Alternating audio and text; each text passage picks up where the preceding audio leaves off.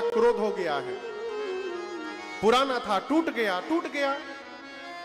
और आप तब से युद्ध की बात करते हैं। तो मेरी बात सुनिए, अब मैं रघुवंशी हूं और मैं प्रशंसा नहीं कर रहा हूं, स्वभाव बता रहा हूं। रघुवंशियों के सामने युद्ध में यदि काल भी आकर खड़ा हो जाए, रघुवंशी काल से भी युद्ध करता है, पीठ नहीं दिखाता है। हम काल से भी नहीं डरते, लेकिन काल से भी युद्ध करने वाला राम रघुवंशी आज परशुराम से नहीं लड़ेगा। क्यों?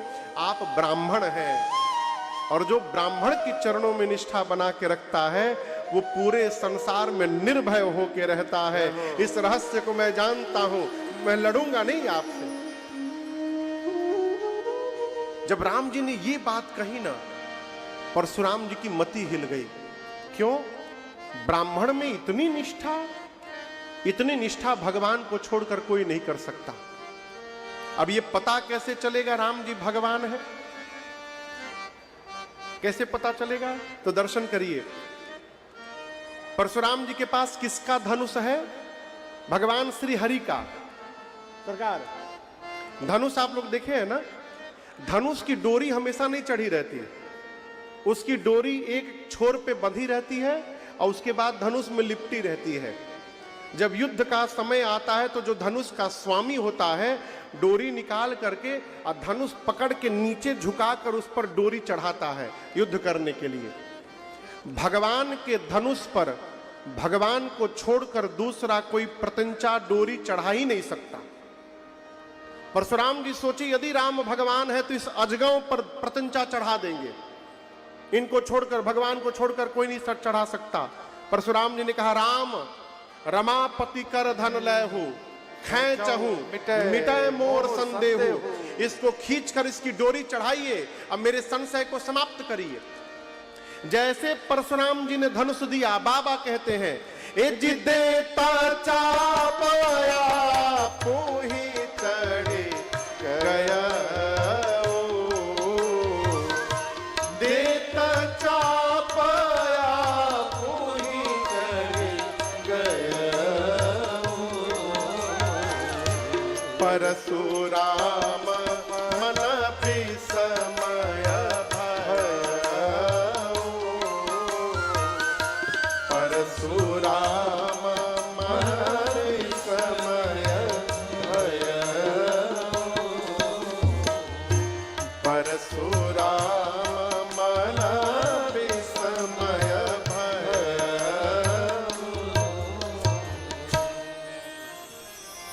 जैसे यहां पर लिखा है, मानस जी में लिखा है, देत चाप आप ही चली गयो। जैसे परशुराम जी ने दिया, धनुष अपने आप चला गया। ये चली गयो नहीं है, या मिस प्रिंटिंग है।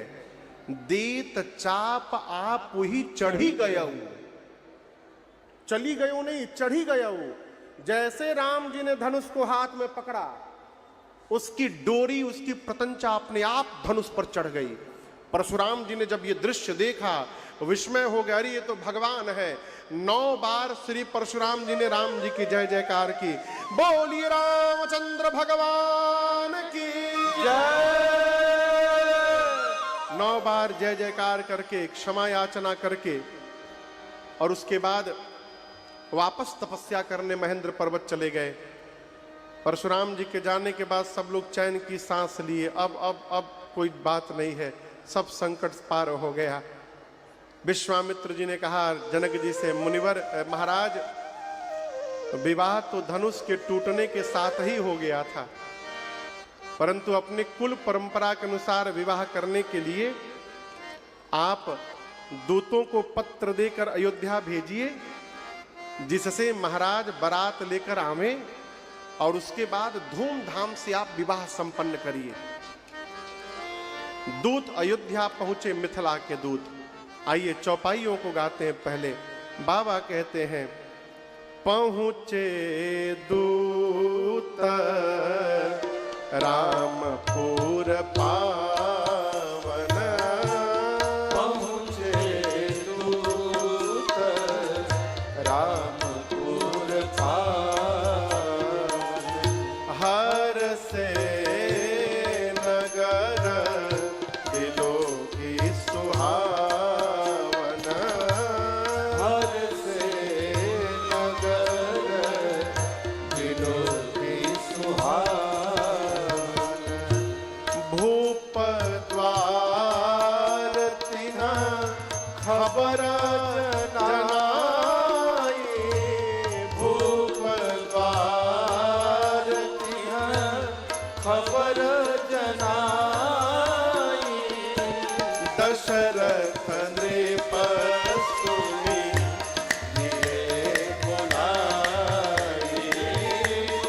दशरथ नृप सुनी लिए दुलारी, दशरथ नृप सुनी लिए दुलारी।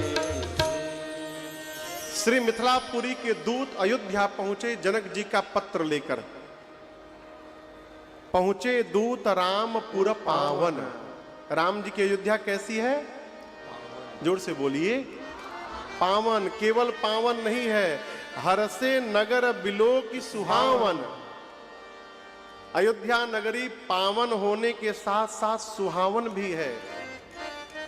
और जब से हमारे राम लला सरकार आकर विराजमान हो गए हैं, तब से और सुहावन हो गई है अयोध्या। एक महापुरुष हुए प्रातः स्मरणीय परम पूज्य स्वामी श्री राजेश्वरानंद सरस्वती जी महाराज। वो अयोध्या की महिमा में, सुंदरता में कहते हैं, सीताराम जी की प्यारे आप लोग तो याद है, ठीक है, फिर नहीं सुनाएंगे, साथ में मिलकर गाइए। सीताराम जी की प्यारे रजधानी लागे, हो रजधानी लागे, मोहे मीठो मीठो सरजू जीरो पानी लागे। सीता राम जी की प्यारे रजधानी लागे, हो रजधानी लागे, मोहे मीठो मीठो सरजू जीरो पानी लागे।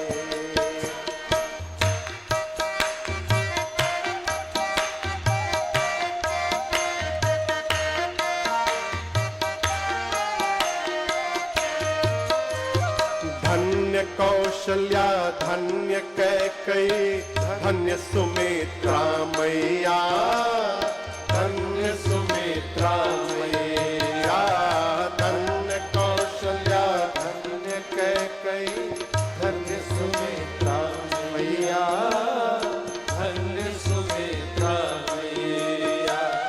धन्य भूप दशरथ जी के आंगन, खेले चारों भैया, मीठी तोतली रसीली, प्रभु की वाणी लागे, वो प्रभु की वाणी लागे, मोहे मीठो मीठो सरजू जीरो पानी लागे।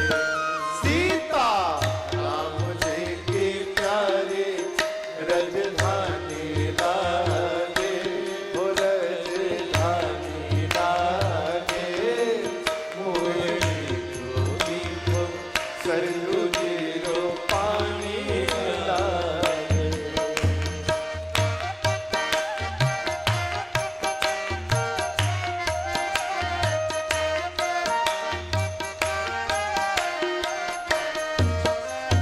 छोटी छावनी रंग महल, हनुमान गढ़ी अति सुंदर, हनुमान गढ़ी अति सुंदर।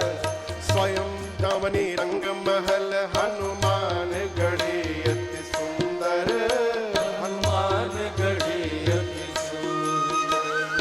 स्वयं जगत के मालिक बैठे, कनक भवन के अंदर। सीता राम जी की शोभा, सुख खाने लागे, वो सुख खाने लागे, मोहे मीठो मीठो सरजू जीरो पानी लागे।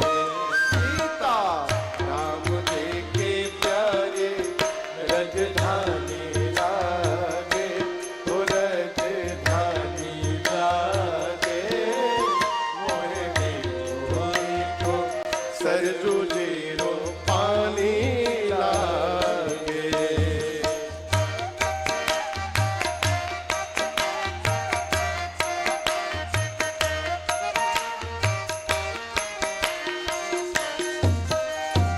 सहज सुहावन जन्म भूमि श्री रघुबर राम लला की, रघुबर राम लला सहज सुहावन जन्म भूमि श्री रघुबर राम लला की, श्री रघुबर राम लला की। जानकी महल सुचि सुंदर शोभा, लक्ष्मण जू के किला की यहाँ के कण कण से प्रेत पुरानी लागे, ओ प्रेत पुरानी लागे, मोरली तो सरगुजिलो पानी लागे। सीता राम जी के प्यारे रजधानी लागे, ओ रजधानी लागे, मोरली तो सरगुजिलो पानी लागे। अयोध्या की गलियों में घूमिए, क्या सुनाई पड़ेगा?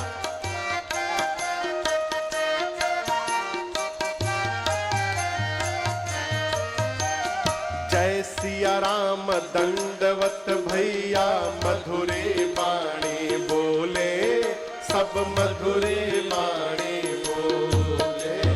जय सिया राम दंडवत भैया, मधुरे बाणी बोले, सब मधुरे बाणी बोले। करे कीर्तन संत मगन, मन गली गली में डोले। सीता राम राम धुन प्यारे, मस्तानी लागे, ओ मस्तानी लागे, मोहे मीठो मीठो सरजुजिरो पानी लागे। सीता राम जी की प्यारे रजधानी लागे, ओ रजधानी लागे, मोहे मीठो मीठो सरजुजिरो पानी लागे।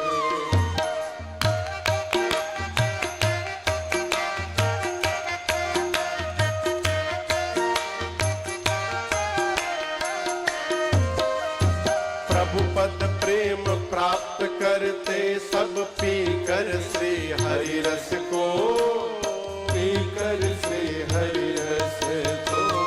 प्रभु पद प्रेम प्राप्त करते, सब पीकर श्री हरि रस को, पीकर श्री हरि रस को। जन राजेश रहे नित निर्भय, ठिकर कहो क्या उसको जिसको। हाथ पिता रघुनाथ सिया महारानी लागे, सिया महारानी लागे, मोहे मीठो मीठो सरजुजिरो पानी लागे। सीता राम जी की प्यारी रजधानी लागे, हो राजधानी लागे, मोहे मीठो मीठो सरजुजिरो पानी लागे। सीता राम जी की प्यारी रजधानी लागे, राजधानी लागे, मोहे मीठो मीठो सरजुजिरो पानी लागे, हो मोहे मीठो मीठो सरजुजिरो पानी लागे, हो मोहे मीठो मीठो सरजुजिरो पानी लागे।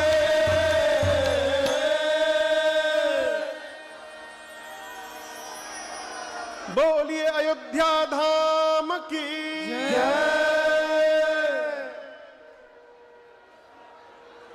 कई लोग के जगह ही गई लब।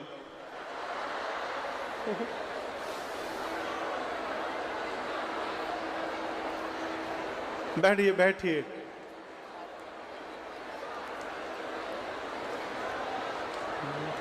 पहुँचे दूत रामपुर पावन, हर से नगर बिलो की सुहावन। मिथिला के दूत श्री अयोध्या पहुंचे, जाकर सरजू जी में स्नान करते हैं। स्नान करने के बाद भूप द्वार तीन खबर जनाई, जाकर दशरथ जी के राज दरबार के मुख्य द्वार पर पहुंचकर सेवकों से बोले कि महाराज को सूचना दीजिए, हम मिथिला से आए हैं और हम अपने महाराज का पत्र आपके महाराज के नाम लेकर आए हैं। अब यहां पर मैं आपको एक बात बताऊं,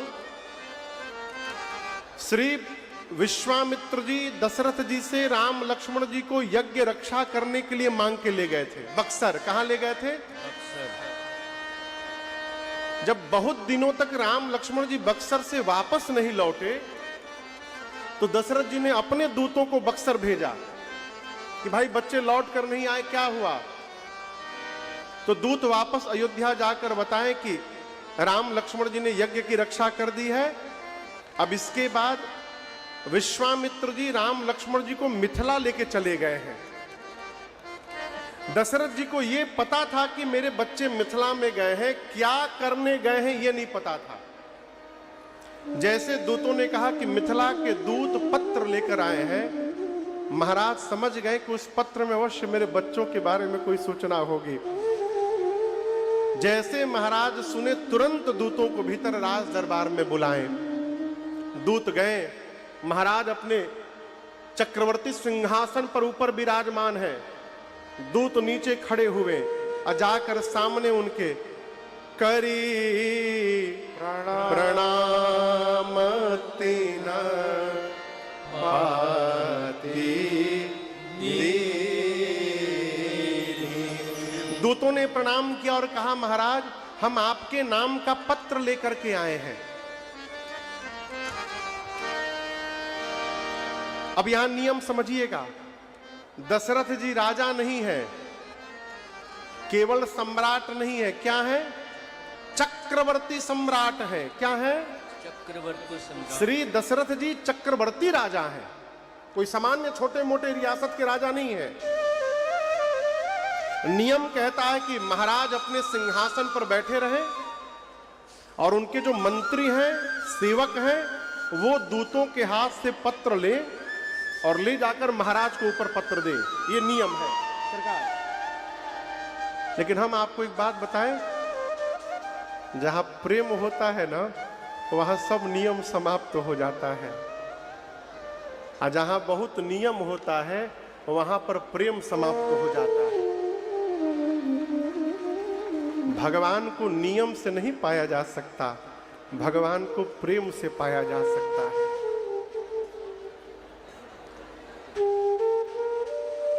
गोपियां कृष्ण के वियोग में रोती रहती थीं दिन रात। एक दिन उद्धव जी ने मथुरा में, भगवान कृष्ण मथुरा में थे अभी, कहा कि ये कैसी गोपियां हैं जो रोती रहती, ये कैसा प्रेम है? कृष्ण भगवान ने कहा, यही तो मैं समझाते समझाते थक गया, उद्धव जी एक काम करिए, आप जाकर समझाइए। उद्धव जी गए वृंदावन गोपियों को समझाने के लिए।